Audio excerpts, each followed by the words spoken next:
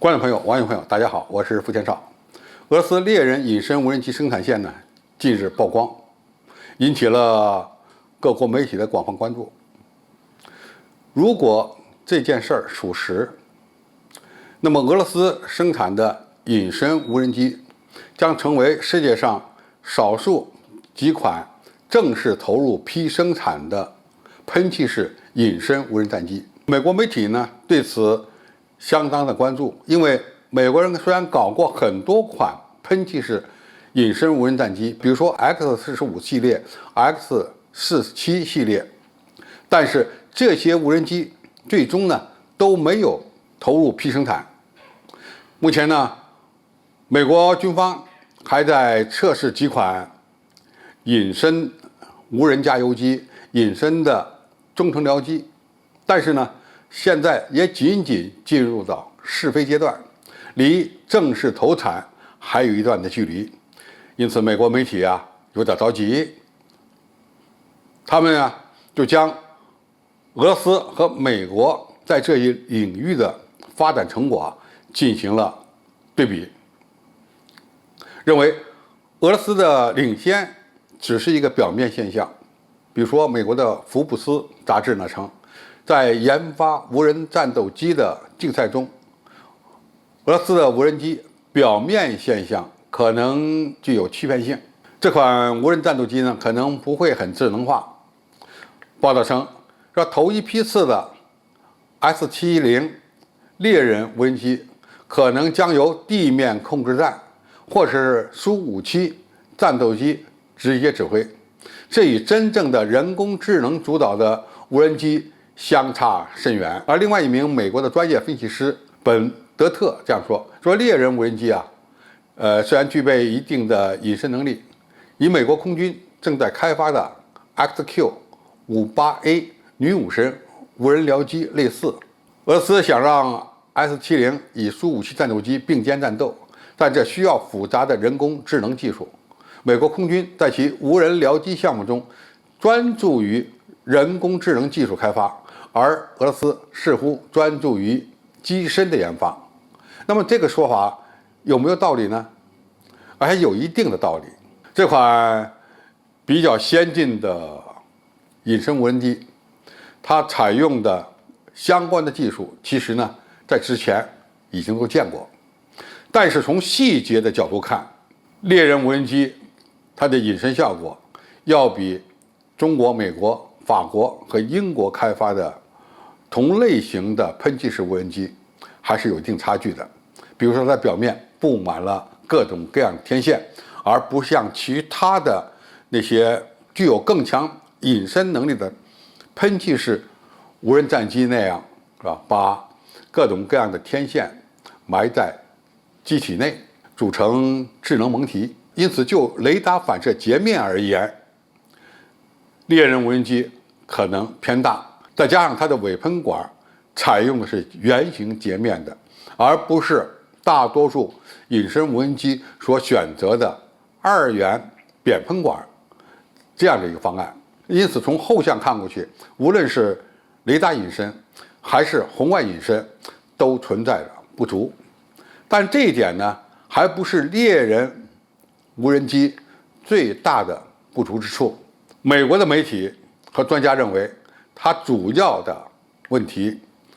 是在智能化水平还不够高，因此需要由地面的控制站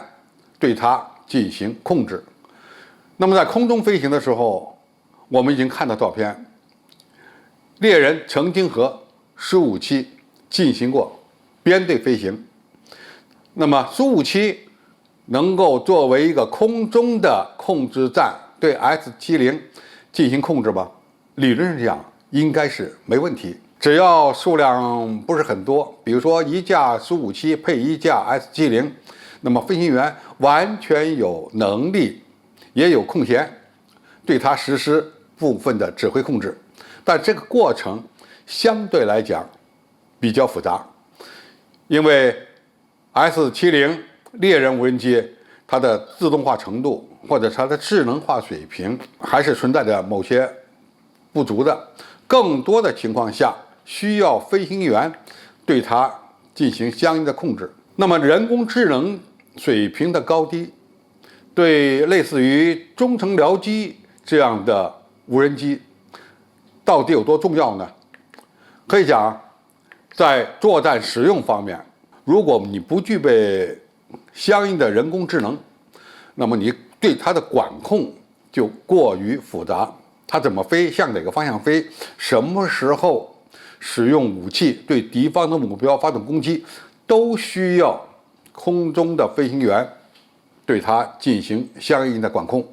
这个可能就比较麻烦了。而如果具有一定人工智能水平的无人机，你只要给它发出一个指令，它就完全可以按照你这个指令来自主的对某些状态、某些飞行情况，甚至呢对某些目标自主进行决策和攻击。那么从这个角度讲呢，俄罗斯的 S-70猎人无人机确实是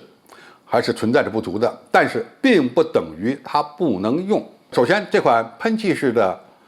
无人战机，尽管它的隐身效果可能比西方国家的水平略低一点，但是总体而言，它要强于绝大部分的战斗机和轰炸机。雷达呢对它还是不容易探测的，因此执行一些隐身突防任务是完全可以胜任的。那么智能化水平略低一点，您只要通过有效的空中管控，它也能够圆满的完成某些作战使命任务。只不过在通信联络方面，如果它的智能化水平不高，它就要更多的依赖人的控制。在通讯过程中，你的通讯系统，比如说数据链，会不会遭到干扰，这才是最关键的。但是不管怎么讲， S-70猎人无人机现在已经研发成功并投入批量生产了。随着俄罗斯航空工业部门的发展进步，那么智能化水平呢，我想也会不断的提升。在这方面呢，俄罗斯的军工企业一直在努力，很可能在不远的将来，它就可以达到目前美国人的水平，用于未来的战场。可以说 S-70猎人无人机应该还是能够胜任的。只不过呢，如果用它和苏57组成编队，可能一名飞行员控制多架 S-70有困难，但是控制一架或者是两架，我想这个还是有余量的。随着它技术的提升，智能化水平的改善，那么一架苏57隐身战机控制多架S-70猎人无人机，这个前景应该说还是相对乐观。好，今天介绍就到这里，谢谢大家收看。感兴趣的朋友，我们可以在下面留言区留言交流讨论。我们下期再见。